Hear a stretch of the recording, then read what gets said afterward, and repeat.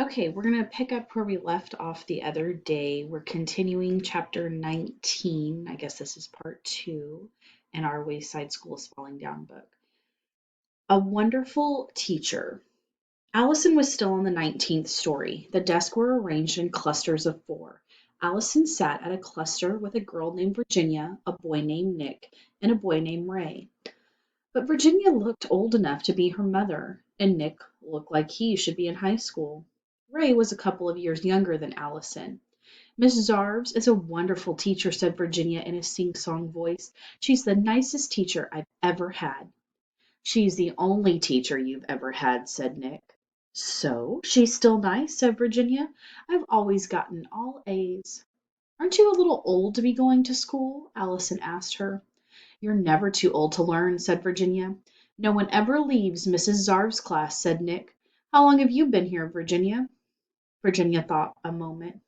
32 wonderful years. I've been here 9 years, said Nick. But she always gives us good grades, said Virginia. That's true, Nick agreed. I've gotten all A's since I've been here, too. Me too, said Ray, and sometimes I answer all of the problems wrong on purpose. Where were you before you came? Allison asked. I went to, I was, Ray shook his head. That's funny, I don't remember. I don't remember where I came from either, said Virginia. Well, I do, said Allison. I was in, but suddenly she couldn't remember either. Then it came to her, Mrs. Jewell's class. And Rondi was in the class, and Jason, and Dana, and Todd. She named every member of the class, including all three Erics. She didn't want to forget where she came from. If I forget where I came from, I might never get back, she thought. Did you say there was a girl named BB Gunn? Asked Ray. Yes, said Allison. BB is a very good artist. My last name is Gunn too, said Ray. I wonder if we're related. Ray, no talking, please, said Mrs. Zarves. Now everyone please take out a pencil and some paper. I want you to write all the numbers from 0 to 1 million in alphabetical order. From 0 to 1 million? Asked Allison. She couldn't believe it. Oh, don't worry, said Virginia. If you run out of paper, Miss Zarves has more in the closet. Allison stared at her in horror. What if it takes over 100 years? She said. So, said Virginia, what's your hurry? Allison started to work. It was bad enough having to write down all the numbers from 0 to 1 million, but she couldn't imagine how she'd ever put them all in alphabetical order. One came before two, three came after one, but before two, four came before one, five came before four, six came after one, but before three. Oh, don't worry, said Virginia. Even if you mess up, Miss Sarves will give you an A when you finish. Seven came after one, but before six. Eight came first, she knew that. But Allison couldn't think of any number that would come before eight, so she wrote it down. She also knew 0 would come last if she ever got that far. By then she'd be older than Virginia. I'll talk to Louis at recess, she thought. He'll save me. When's recess? She asked. Oh, there's no recess, said Ray. We're not allowed out of the classroom. What about if you have to go to the bathroom? What's a bathroom? Asked Virginia.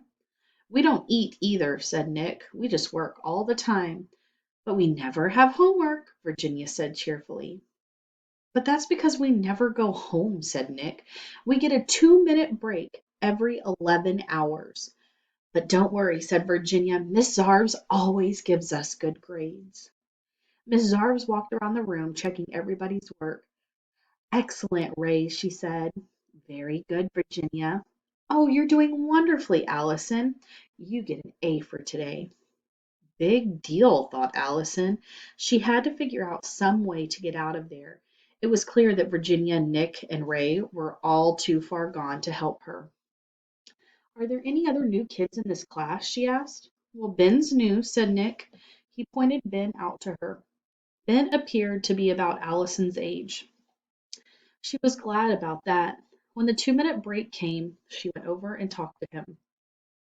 Are you Ben? She asked. No, he said. Oh, said Allison, I was looking for Ben. That's me, said the boy. But you just said. My name's Mark Miller, said the boy, but for some reason everybody calls me Benjamin Nushmut.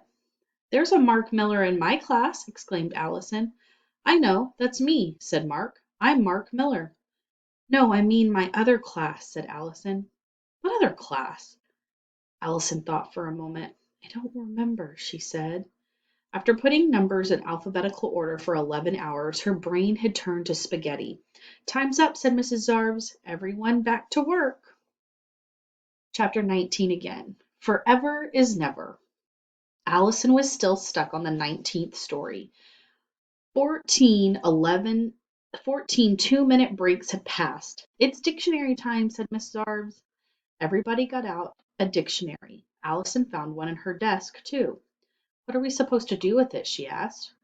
We'll memorize it, duh, said Nick. But that's impossible, said Allison. No, it's easy, Virginia assured her. You memorize one word at a time until you get a whole page. Then you go to the next page. How many words have you memorized? Asked Allison. I've almost finished the bees, Virginia said proudly, and I've only been working on it for 32 years. Allison opened her dictionary. Mrs. Jewell's class, she suddenly remembered. She sighed with relief. For the last 6 days she had been trying to remember where she had came from. In her mind she went through everybody in her former class. She didn't want to forget again. As she thought about each person, tears filled her eyes. She missed them very much. Even Jason. They were all so wonderful in their own special ways. When the 2-minute break came, she talked to Mark again. He was the only person in the class who seemed to have a brain. How did we get here? She asked. I don't know. Maybe we're dead, said Mark. Maybe we died and went to. Oh, this isn't heaven, said Allison. Oh, that wasn't what I was going to say, said Mark. Allison felt a chill run up her spine. She looked at Miss Zarves. Miss Zarves smiled back at her. But she seems so nice, said Allison. Could someone as nice as her really be the devil? I don't know, said Mark. She always gives good grades, though. What would happen if we didn't do our work? Said Allison. We have to do our work, said Mark. Why? Asked Allison. What's Miss Zarves going to do to us? Keep us after school? I don't know, said Mark. Teachers always find new ways to punish you. They're experts at it. Your 2 minutes are up, boys and girls, announced Miss Zarves. Everyone back to work. Allison returned to her seat. She tried to figure it all out, but she had so much busy work to do, she didn't have time to think. That's her plan, Allison suddenly realized. She shivered as it all came together for her. Miss Zarves assigns lots of busy work so we don't have time to think.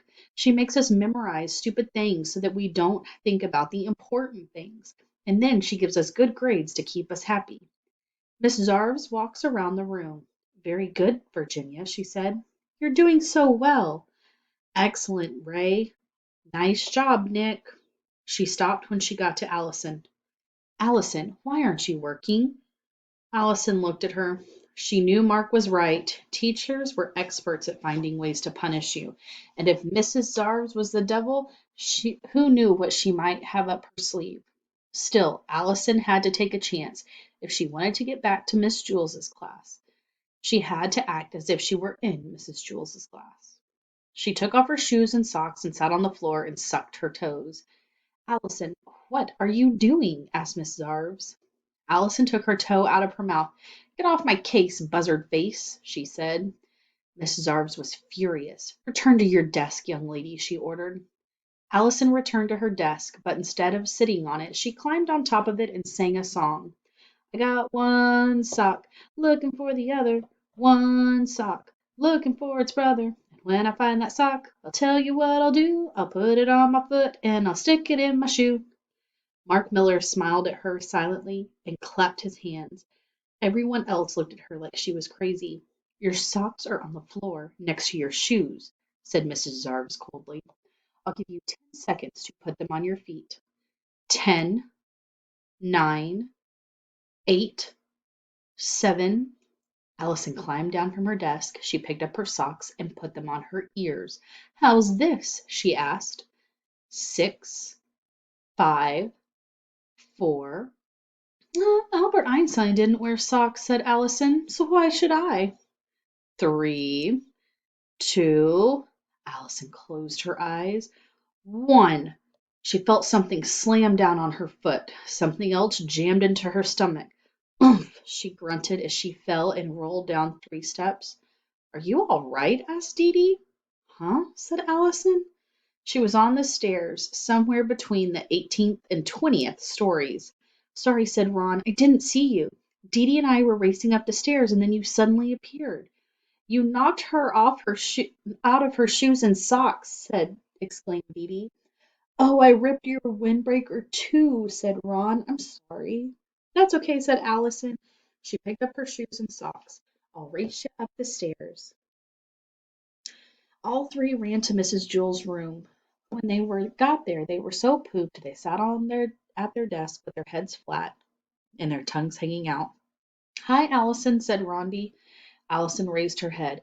Hi, Rondi, she said happily. What did I miss when I was absent? When were you absent? Asked Rondi. Hey, how come you're not wearing your shoes and socks? Allison hung her socks from her ears. What do you think? She asked. It's the new look. And Rondi laughed. Allison, said Mrs. Jewls, you seem to have a bad case of the sillies this morning. Allison giggled. Jason entered the room then, carrying a glass bowl with a goldfish swimming inside it. Look what I brought, he said. What's the name of your goldfish? Asked Mrs. Jewls. Shark, said Jason. Everyone laughed. It makes him feel important, Jason exclaimed. Where should I put him?